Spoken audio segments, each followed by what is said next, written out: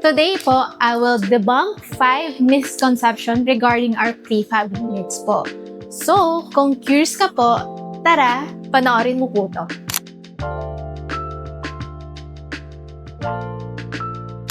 So, misconception number 1 po. Prefab is weak and not durable po.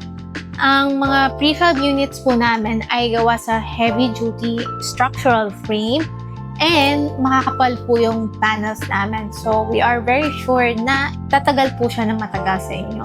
And sa amin po, naglalagay po kami ng mga connecting bolts and locks para very sure po kayo na ang prefab units niyo po will withstand mga lindol or kung may bagyo po. Misconception number 2 po.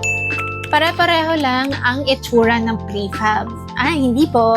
Ang prefab nga po, like what we said po, ay customizable. So, ang magiging itsura po ng project nyo, ang prefab nyo, will depend sa layout or finish na gusto nyo po. Misconception number 3 po, mainit sa loob ng prefab. Ang prefab units po namin ay insulated po. So, meron tayong insulation sa walls and pati sa ceiling po. So, itong insulation, di naman siya as in totally hindi mainit inside, pero this can help lessen the heat sa loob ng prefab units nyo. So, misconception number 4 po. Hindi safe ang prefab sa sunog. Not true po, dahil yung insulation po na ginagamit namin sa wall panels po namin ay fireproof po. So, it is designed to last longer sa fire po kung magasuhan sa bahay nyo. So, it's giving you extra safety po. And so, number 5 po, mahal ang prefab. Actually, prefab po is most cost-efficient po talaga than traditional homes.